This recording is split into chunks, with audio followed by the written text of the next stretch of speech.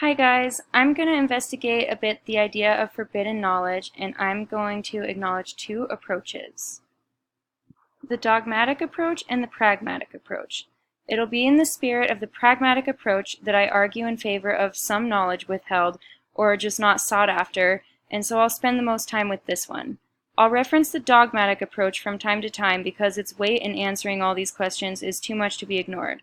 Ultimately, there are sometimes things we are better off not to know, but knowledge should only be avoided if it is likely to cause undue harm. A dogmatic approach, the idea of forbidden knowledge exists to maintain a cosmic order, or that's probably how the idea would be sold to the people. The danger of this approach shows itself pretty quickly. It too easily makes itself available to authoritarian-style exertion of power. Rulers and dictators the world over have used fear to squash curiosity and have restricted information to maintain their own order. John Neville explains that in ancient Roman Empire, the Pope and the Emperor conceived themselves the chosen captains of the divine organization revealed by Christ as part of the eternal order of the universe. Note here that the divine organization is revealed by Christ exclusively to the Pope and Emperor, not to the people. In the pragmatic approach, the idea of forbidden knowledge exists to help us understand that some information or knowledge is more of a liability than an asset. When we think about it this way, the word forbidden becomes a bit of a problem because it makes knowledge a matter of sin rather than one of practicality. One possible repurposing of the idea is known as epistemic restraint, which Daniel De Nicola describes as a virtue that values not desiring to know, and seeks to protect ignorance when it is appropriate.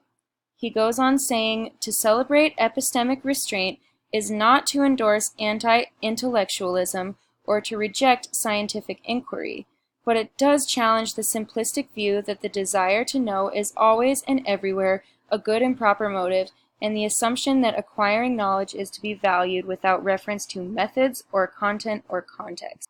Methods, content, and context seem to come up as themes in pragmatic discussion on the possible downsides of knowledge.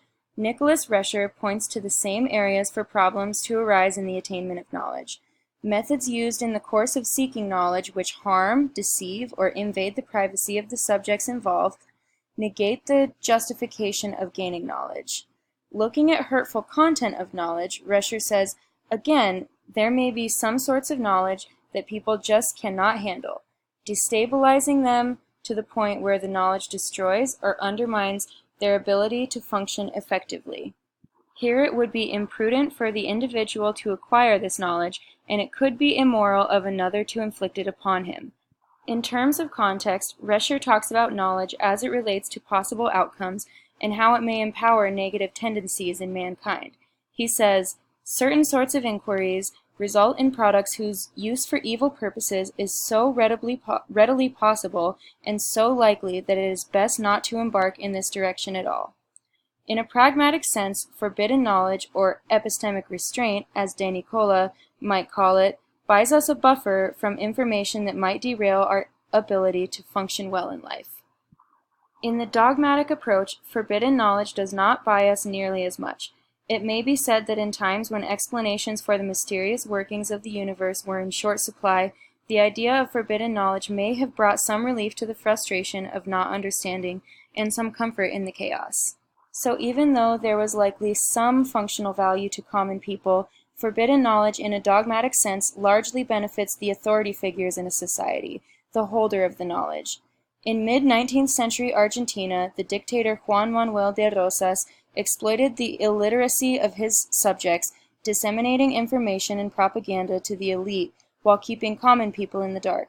Domingo Faustino Sarmiento fought back by, after receiving only an elementary education, starting homemade schools in the countryside and teaching his comrades to read.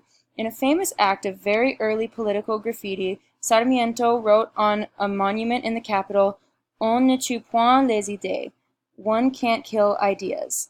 He wrote this in French, which he taught himself to speak, in order to symbolically flip the weaponization of knowledge on Rosas. Rosas did not speak French and had to initiate an embarrassing and unwieldy process of translating the graffiti.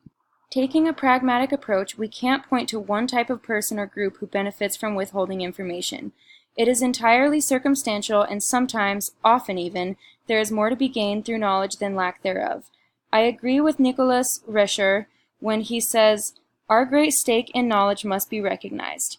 It is primarily by knowledge that we have made our evolutionary way in the world, and it is to knowledge that we must look for a solution to many of the problems that we face in the world today. Only grave reasons, only clear and present dangers, can ever underwrite a legitimate abridgment of the claims of free inquiry." I'd like to make a final note on the whole idea of forbidden knowledge. I couldn't put aside the story of Adam and Eve in thinking about all of this, and I think either a pragmatic or dogmatic approach could apply, although the dogmatic is the most common and obvious interpretation.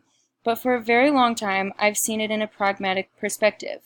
To me, when God tells Adam and Eve not to eat from the tree of knowledge of good and evil, I see it as less of an authoritative command and more of a fair warning. Things will get much harder, darker, more complicated, less blissful than when you didn't know. The eating of the fruit I see as inevitable, not sinful, and their departure from Eden as a necessary symbol in the human story, not a punishment from the angry Father.